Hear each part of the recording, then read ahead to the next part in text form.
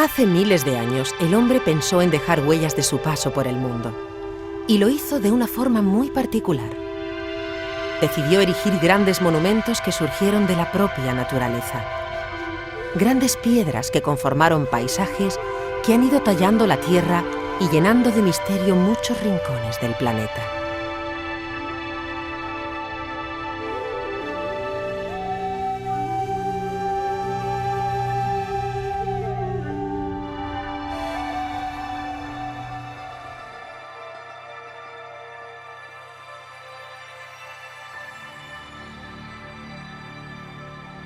Miles de años contemplan a su paso la obsesión del hombre por dejar una huella que aún hoy no hemos logrado desentrañar del todo.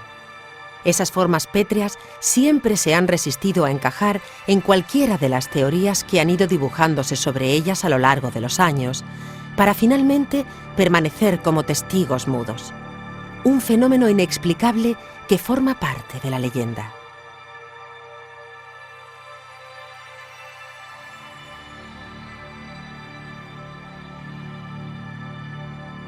La tradición europea ha dotado de un cierto halo de misterio a todo lo relacionado con estas enormes construcciones. Incluso se señalaba a una raza de gigantes como autores.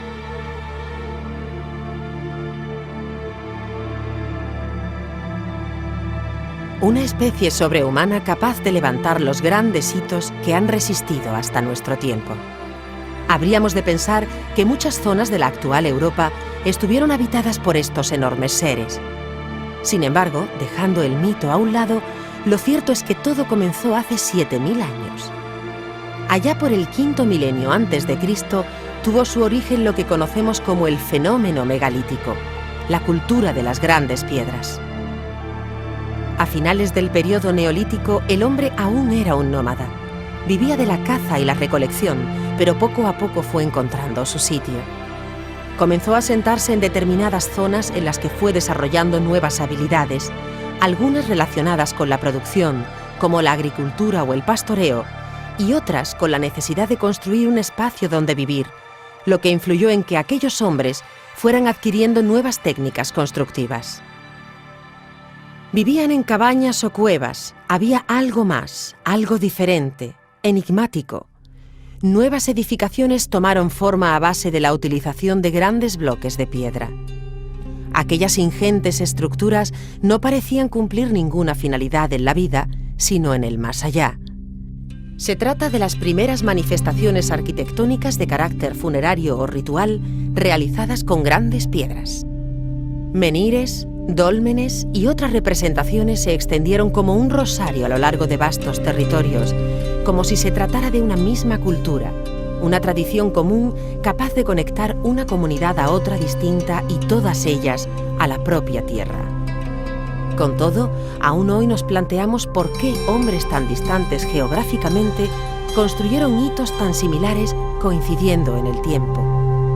Este y otros misterios continúan sin resolverse. Es el enigma de los megalitos.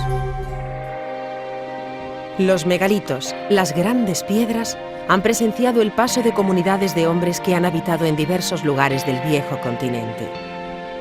Los primeros aparecieron en la Bretaña francesa hacia el 5000 a.C., zona que se convertirá en un auténtico foco de expansión hacia las islas británicas, Portugal y España. Luego, desde la propia península ibérica y Francia, el megalitismo dará el salto hasta diversos enclaves del Mediterráneo como Córcega, Cerdeña o la península italiana. El fenómeno se instaló poco a poco en el interior del continente hasta alcanzar su momento de máximo esplendor en el segundo milenio antes de Cristo, cuando prácticamente ocupaba todo el territorio europeo y la cultura de las piedras se daba la mano con la Edad del Bronce.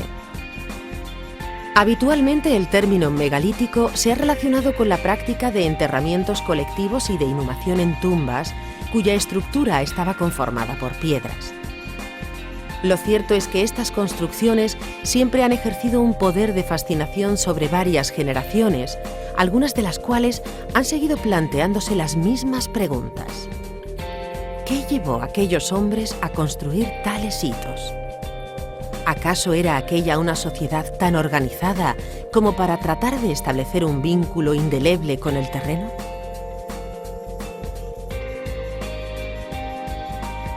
Es probable que los menhires respondan a esta hipótesis. Aquellos hombres comenzaron a sentir la necesidad de marcar su territorio, bien con el objetivo de preservar la tierra en la que enterraban a sus muertos, bien en su afán de señalar sus propiedades y mostrar su poder frente a otras comunidades. Los menhires son mucho más simples que otros monumentos megalíticos, al menos a simple vista. Reciben el apelativo bretón, que designa en este caso a un monolito de gran tamaño clavado verticalmente sobre el terreno. Se han encontrado menhires solitarios de impresionantes dimensiones en la costa atlántica, sobre todo en Bretaña, Francia, donde alguno llegó incluso a alcanzar los 20 metros de altura. También los encontramos en grupos, seguramente respondiendo a otra finalidad, e incluso aparecen alineamientos de menhires como el de Carnac, en la Bretaña francesa, donde se extienden grandes avenidas conformadas por hileras de piedras. Distinto es el conjunto de piedras que delimita una superficie, el cromlech. Los más afamados son los de Avebury o el mítico Stonehenge, en la explanada de Salisbury, ambos situados al sur de Inglaterra. Pero fueron los dólmenes las primeras construcciones de tipo funerario. Al igual que ocurre con el menhir, el término dolmen procede del bretón y significa mesa de piedra, ya que la base de su construcción consistía en fijar piedras verticalmente, los llamados ortostatos, y rematarlas con una gran losa horizontal. Aquellas grandes mesas fueron utilizadas como enterramientos colectivos y lugares de culto. Los dólmenes solían contar en su interior con una o varias cámaras y sus dimensiones podían variar. Sin embargo, no todos los dólmenes tenían la misma estructura. Se han encontrado dólmenes de cámara simple que presentan un habitáculo con diversos tipos de planta, así como un corredor de acceso. En nuestro viaje por el sur peninsular nos encontramos con los llamados sepulcros de corredor, que interponen un pasillo flanqueado por grandes ortostatos, a menudo también adintelado desde la entrada y que nos conduce al interior. Algunos de ellos son espectaculares por el tamaño de las piedras utilizadas.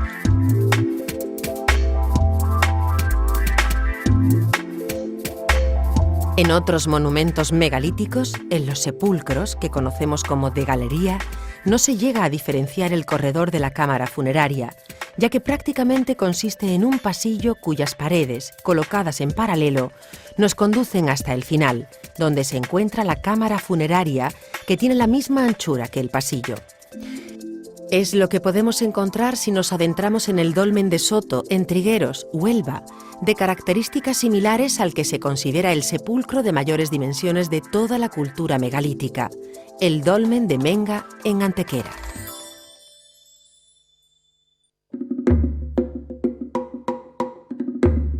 Sin duda, viendo cómo se trabaja hoy en día y los medios puestos a nuestro alcance para conseguir grandes bloques de piedra, es necesario hacer un gran esfuerzo para abstraerse e imaginar cómo fueron capaces aquellos hombres de extraer, transportar y construir tales estructuras.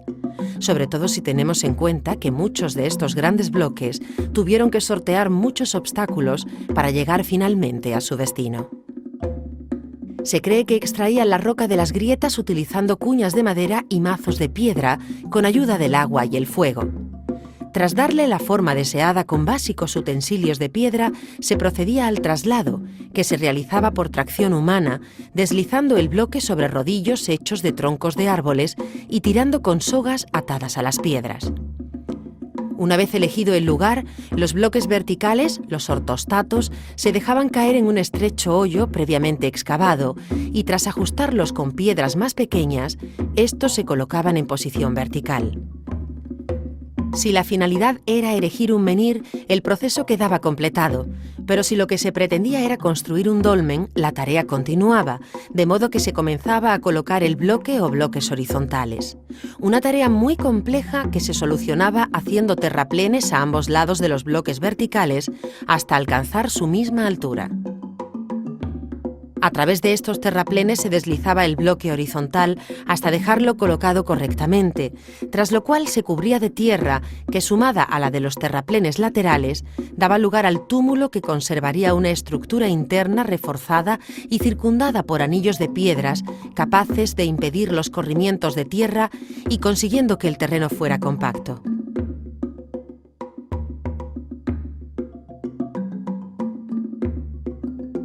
En el primer periodo de la Edad de Cobre, en el sureste de la península ibérica, florecía la cultura de los millares. Este pueblo, establecido en la cuenca del Andarax, no construía dólmenes, sino tolos para dar sepultura a sus muertos, un término griego que sirve para definir tumbas de planta circular cubiertas por una falsa cúpula conseguida por la aproximación de hileras de piedra.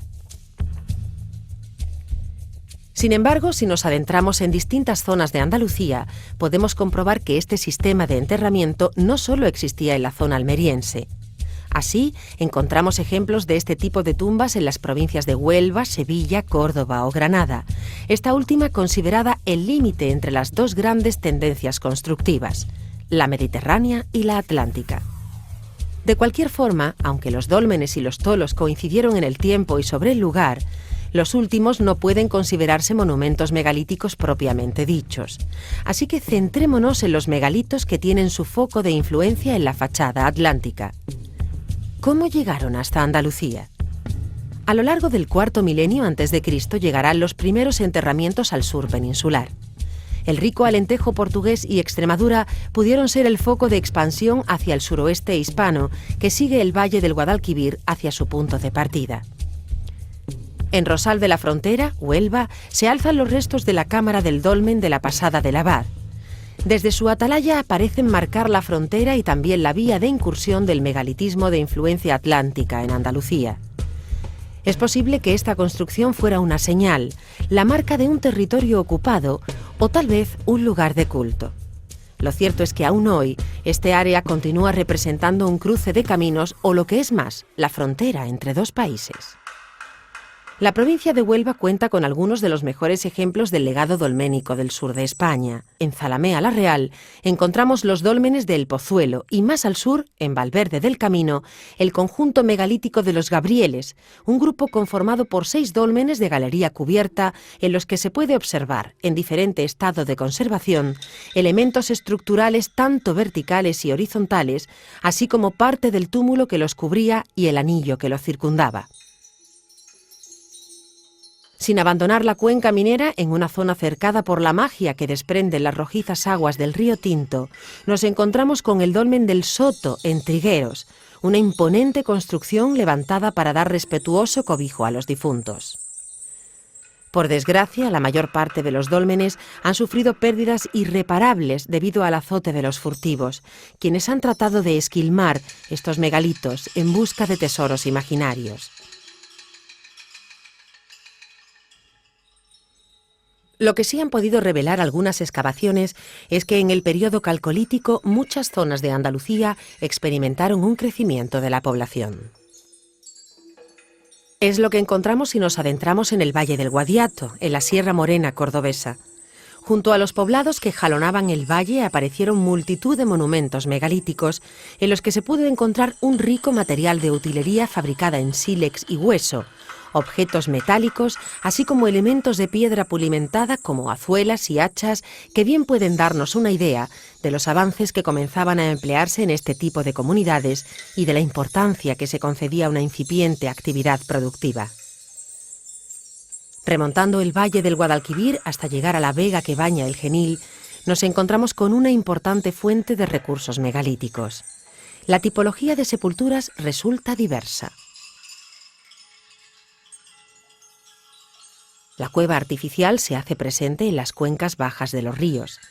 Así nos encontramos una serie de tumbas megalíticas excavadas en la roca en Sierra Martilla.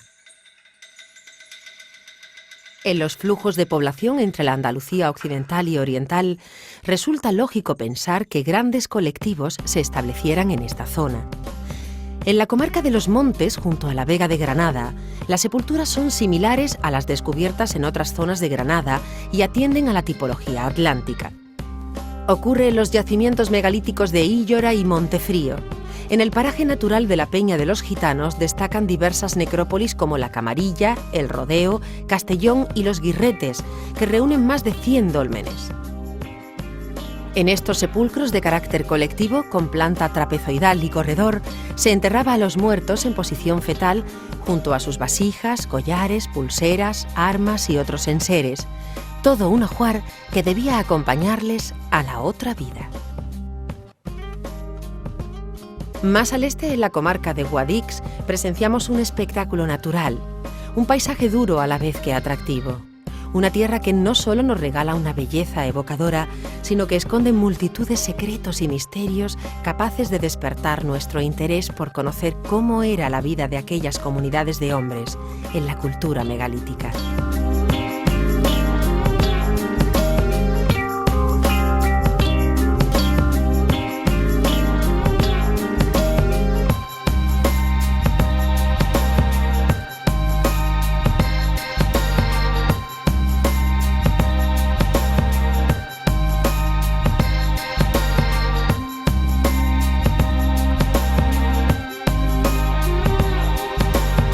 La ribera bañada por el río Gor significó un enclave privilegiado en las relaciones interculturales entre los pueblos que habitaban las tierras de Almería y el Alto Guadalquivir, lo que convirtió esta zona durante el periodo comprendido entre el 2400 y 2000 a.C. en un área densamente poblada como consecuencia de la tierra fértil con la que contaban. A lo largo de los 8 kilómetros que comprende el tramo fluvial entre Gor, Gorafe y Baños de Alicún, podemos encontrar una de las mayores concentraciones de dólmenes de toda la península. Los 240 dólmenes encontrados evidencian que esta zona tuvo una enorme importancia. Pero, ¿por qué eligieron aquel emplazamiento para alojar los restos de sus ancestros? Quizás se trataba de encontrar un entorno idóneo para expresar una espiritualidad cada vez más presente en la comunidad. Lo cierto es que pudo influir el hecho de que muchos de estos grupos seminómadas trataran de marcar con los enterramientos una propiedad, un lugar sagrado para ellos, que de ninguna manera permitirían les fuera arrebatado. En definitiva, un lugar rico que estuviera próximo al agua y a las tierras de labor.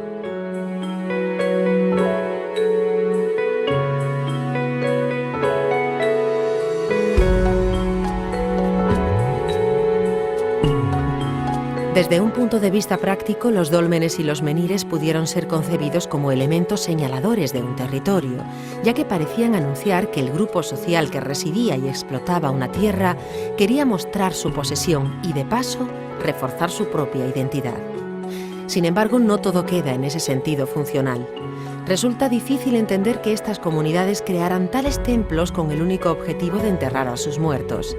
Inhumar cadáveres era una parte de las creencias que les llevaron a construirlos, y lo hicieron teniendo una referencia común: la orientación. El dolmen seguía una orientación determinada. Dejaban la entrada mirando a levante con la idea de bañar el interior de la cámara con el primer sol de la mañana. La luz solar pudo tener un sentido purificador, incluso regenerador de vida. Las excavaciones realizadas han puesto de relieve la gran variedad de elementos que aparecían entre el ajuar funerario. Las características de estos pequeños objetos varían. De los objetos simples fabricados en sílex, piedra o hueso, se pasa a elementos más elaborados. Aparecen objetos de cerámica, pequeños ídolos de placa decorados o con forma humana, haciéndose cada vez más patente la presencia de metal.